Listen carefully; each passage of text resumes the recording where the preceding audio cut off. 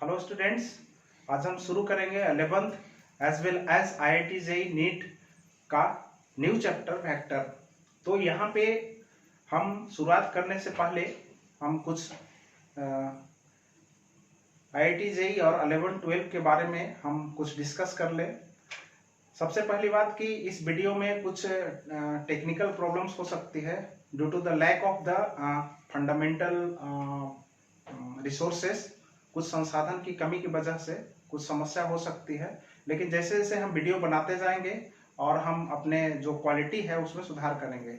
बात रहेगी बात की कंटेंट्स की, तो कंटेंट्स आपको बेहतर कंटेंट्स मिलेगा। जैसे मैं क्लासरूम प्रोग्राम में पढ़ाता हूँ, डील करता हूँ, उसी तरह से सारे थ्योरेटिकल कंसेप्ट्स होगा जो बेसिक से लेकर के हायर लेवल तक होगी। उसके बाद हम IIT JEE और नीट लेवल के सारे न्यूमेरिकल्स क्वेश्चंस को करवाएंगे।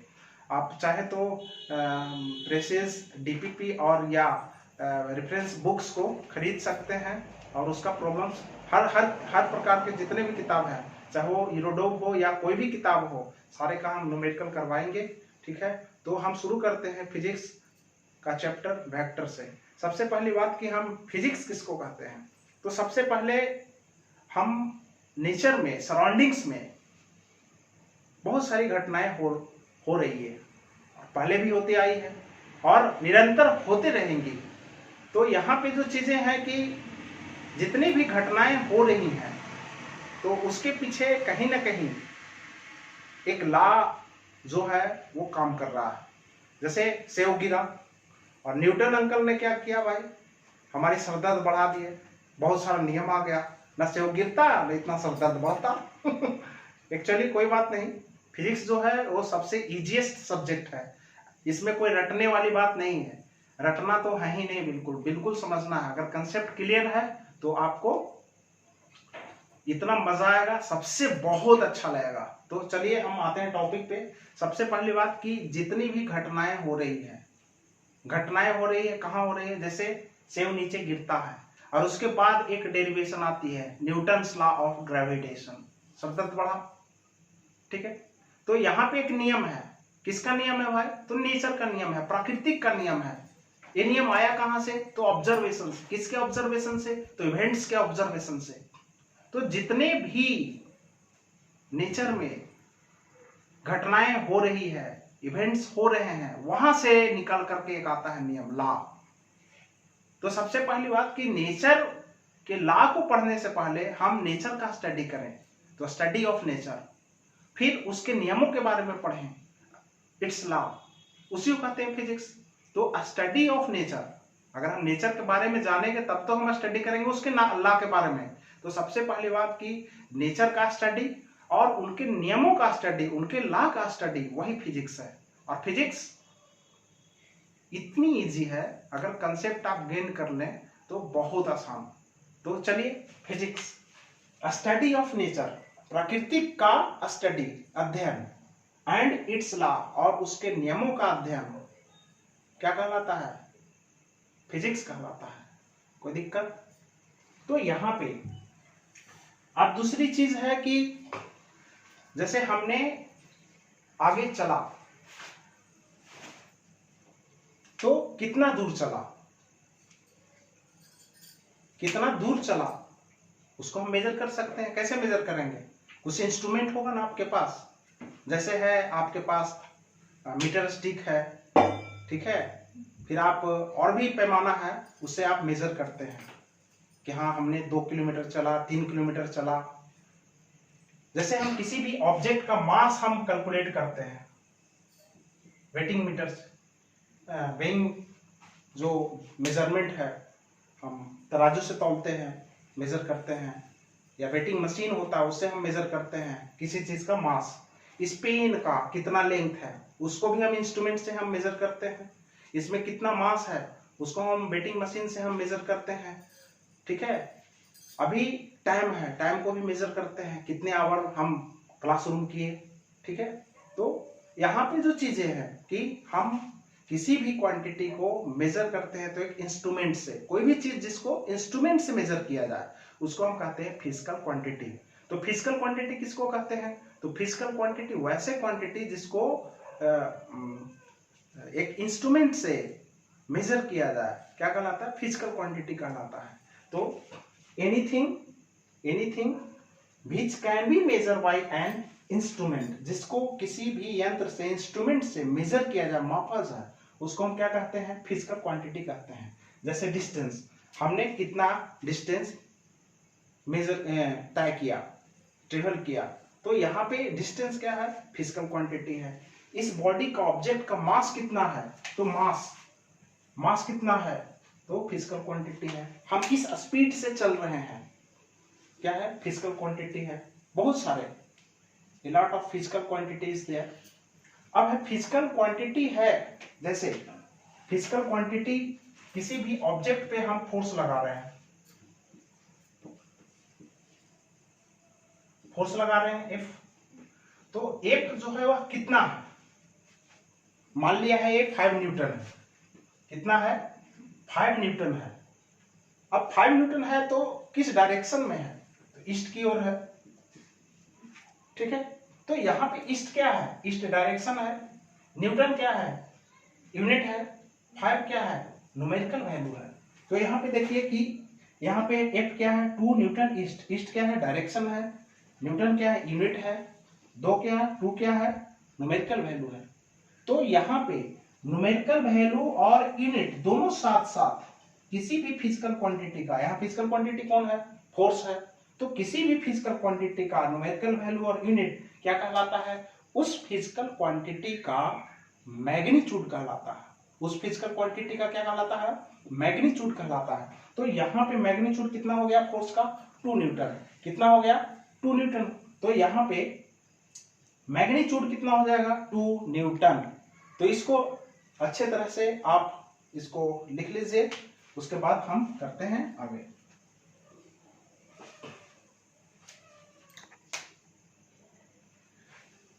तो हम अभी पढ़ रहे थे फिजिकल क्वांटिटी के बारे में। फिजिकल क्वांटिटी, अब हम पढ़ेंगे कि फिजिकल क्वांटिटी कितने प्रकार के होते हैं, इसको हम किस तरह से समझते हैं, उसको पहले हम देखते हैं। तो सबसे पहली बात कि कुछ ऐसे फिजिकल क्वांटिटी हैं जिसमें सिर्फ न्यूमेरिकल वैल्यू होता है। न्यूमेरिकल वैल्यू होता है मतलब उसमें यूनिट नहीं होती है। जैसे में refractive index, coefficient of friction,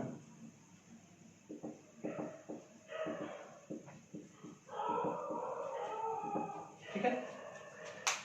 कुछ ऐसे फिजिकल क्वांटिटी हैं जिसमें सिर्फ मैग्नीट्यूड होता है, सिर्फ मैग्नीट्यूड होता है। जैसे में डिस्टेंस, स्पीड, वर्क, ठीक है।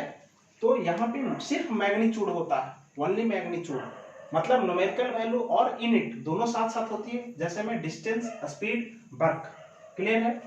अब यहाँ पे कुछ ऐसे क्वांटिटी हैं जिसमें मैग्नीट्यूड और डायरेक्शन दोनों होता है। जैसे में करंट है। जैसे है एक वायर है, वायर से करंट फ्लो हो रहा है, कितना? 2 एम्पियर। 2 एम्पियर यहाँ आपका मैग्नीट्यूड हो गया। मैग्नीट्यूड किसको कहते हैं? न्यूमेरिकल वैल्यू और यूनिट दोनों साथ साथ जिसका होता है। यहाँ डायरेक्शन भी है कि किस डायरेक्शन में है, तो ए से बी की ओर करंट फ्लो हो रहा है। कितना हो रहा है फ्लो? तो 2 एम्पियर। तो 2 एम्पियर यहाँ पे मैग्नीट्यूड है और डायरेक्शन ए से बी की ओर है।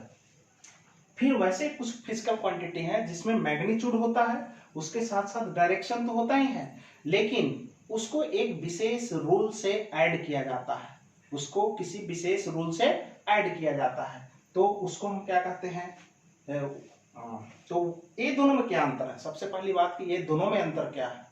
तो यहाँ पे देखिए, इसमें भी मैग्नीट्यूड और डायरेक्शन है, इसमें भी मैग्नीट्यूड और डायरेक्शन है, लेकिन ये दोनों में अंतर क्या है ना, इसको अलजेब्रिकली हम ऐड कर सकते हैं, लेकिन इसको अलजेब्रिकली ऐड नहीं करते हैं, उसको हम एक विशेष रूल से हम ऐड करते हैं। जैसे में विशेष रूल है क्या, तो आगे चल के हम पढ़ेंगे। ट्रायंगल्स लॉ है, पैरेललोग्राम्स लॉ है, पॉलीगॉन्स लॉ है। तो वैसे कौन कौन से हैं? एग्जांपल में देखिए, फोर्स है, डिस्प्लेसमेंट है, वेलोसिटी है, इलेक्ट्रिक फील्ड है, बहुत सारी क्वांटिटियां हैं। तीसरा, फर्दर कुछ ऐसे क्वांटिटी हैं जिसमें मैग्नीट्यूड होता है, सिर्फ मैग्नीट्यूड होता है, लेकिन उसमें स्पेसिफाइड डायरेक्शन नहीं होता है। तो वैसे क्वांटिटी जैसे मोमेंट ऑफ इनर्शिया, यह है मोमेंट ऑफ इनर्शिया, प्रेशर, ठीक है। तो यहाँ पे कुछ ऐसे क्वांटिटी हैं जिसमें स्पेसिफिक मैग्नीट्यूड तो होता है, लेकिन स्पेसिफाइड डायरेक्शन नहीं होता है। तो यहाँ पे इस तरह से हम अगर देखें तो 1 2 3 4 5 कैटेगराइज करते हैं। तो यहाँ पे फिजिकल क्वांटिटी कितने प्रकार के होते हैं? तो क्या 5 होते हैं? नहीं। आप लोगों ने कितना पढ़ा है? तो देखने वाली बात है कि अब फिजिकल क्वांटिटी होते हैं कितने प्रकार के। सबसे पहले इसको आप राइट डाउन कीजिए, उसके बाद फिर हम पढ़ाते हैं फर्दर।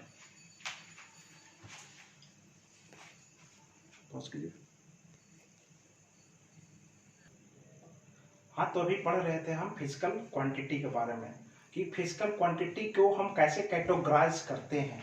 एक पहला था आपका रेशियो, दूसरा था जिसमें सिर्फ मैग्नीट्यूड होता है, तीसरा था क्या, जिसमें मैग्नीट्यूड और डायरेक्शन दोनों होता है, और फिर था मैग्नीट्यूड और डायरेक्शन और उसके साथ साथ क्या विशेष रूल से उसको हम ऐड करते हैं, और चौथा था क्या, चौथा पांचवा ये कि भाई उसमें कोई स्पेसिफिक डायरेक्शन नहीं होता है। तो इस तरह से अगर हम देखें तो फिजिकल क्वांटिटी को हम 4 तरह से कैटेगराइज करते हैं। यह जो रेशियो है कहीं ना कहीं 2 फिजिकल क्वांटिटी का ही रेशियो है। तो ये रेशियो है, इसको हम अलग रखते हैं। ये भी 2 फिजिकल क्वांटिटी का क्या है, रेशियो है। जैसे रिफ्रैक्टिव इंडेक्स, तो ये स्पीड का रेशियो है, ठीक है, लाइट के स्पीड का या किसी मीडियम में स्पीड का रेशियो है, तो रेशियो है ये। तो दूसरी चीज है आपको कि जिसमें सिर्फ मैग्नीट्यूड हो, जिसमें क्या हो, सिर्फ मैग्नीट्यूड हो, ठीक है, तो उसको हम अलग कैटेगराइज करते हैं। अब तीसरी जो क्वांटिटी है जिसमें मैग्नीट्यूड तो है ही, उसके साथ साथ डायरेक्शन भी होता है, इसको हम अभी विशेष डिस्क्राइब करेंगे, ठीक है। तो हम ये अलग कैटेगराइजेशन में है। और चौथा जो क्वांटिटी है जिसको हम बोलते हैं टेंसर, जिसमें सिर्फ रेशियो है वो तो अलग हो गया, जिसमें सिर्फ मैग्नीट्यूड है उसको कहते हैं स्केलर क्वांटिटी, और जिसमें मैग्नीट्यूड और डायरेक्शन है और उसके साथ साथ हम किसी विशेष रूल से ऐड करते हैं उसको हम कहते हैं वेक्टर क्वांटिटी। और जब यहाँ पे जिसमें स्पेसिफिक रूल, जिसमें स्पेसिफिक डायरेक्शन नहीं होता है उसको हम क्या कहते हैं, टेंसर, उसको हम क्या कहते हैं, टेंसर। तो अब देखते हैं कि स्केलर क्वांटिटी किसको कहते हैं। तो वैसा फिजिकल क्वांटिटी जिसमें सिर्फ विच हैज ओनली मैग्नीट्यूड, जिसमें सिर्फ मैग्नीट्यूड होता है, क्या कहलाता है, स्केलर क्वांटिटी कहलाता है। दूसरा है वेक्टर क्वांटिटी, वैसे physical quantity which has only magnitude as well as direction, तो उसको हम क्या कहते हैं, हम। और वेक्टर क्वांटिटी में क्या है, हम उसको विशेष रूल से ऐड करते हैं, जिसमें मैग्नीट्यूड तो होता है, उसके साथ साथ हम क्या करते हैं, एक विशेष एज वेल एज, उसके साथ साथ डायरेक्शन तो होता है लेकिन उसको हम विशेष रूल से, सम स्पेसिफिक रूल से हम क्या करते हैं, ऐड करते हैं, उसको हम क्या कहते हैं, क्या, वेक्टर क्वांटिटी। अगर हम कहें कि स्पेसिफिक रूल से ऐड नहीं करते हैं, सिर्फ मैग्नीट्यूड और डायरेक्शन है, तो ऐसे में आ जाता है आपका करंट। करंट आपका क्या है, करंट जो है वह वेक्टर क्वांटिटी नहीं है, उसको हम विशेष रूल से ऐड नहीं करते हैं। तो यहाँ पे कंफ्यूजन नहीं होना चाहिए कि करंट क्या, करंट में भी मैग्नीट्यूड और डायरेक्शन है, ठीक है, तो उसको हम विशेष रूल से ऐड नहीं करते हैं, तो उसको हम वेक्टर के कैटेगराइजेशन में नहीं रखते हैं। तो इतना आप नोट कीजिए, उसके बाद हम फर्दर हम इसको बताते हैं।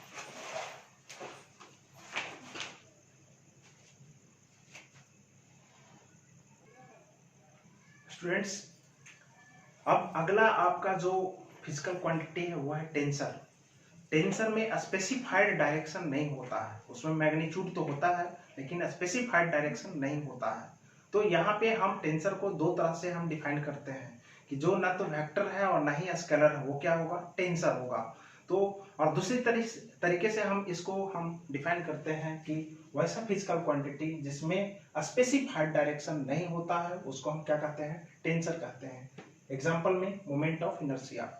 तो हम अब वेक्टर के बारे में, हम एक नया चैप्टर है वेक्टर, हम उसके बारे में पढ़ेंगे। ये तो आपका बेसिक कुछ चीजें थी, उसके बारे में हम अब वेक्टर हम क्यों इस्तेमाल होता है और फिजिक्स में या किसी भी फिजिकल क्वांटिटी में वेक्टर कहाँ से आया, उसका क्या उपयोग है, ये हम पढ़ेंगे अगले वीडियो लेक्चर में। तो हम आपके अच्छे भविष्य की कामना करते हैं। इसी के साथ हम अपना ये वीडियो लेक्चर को समाप्त करते हैं।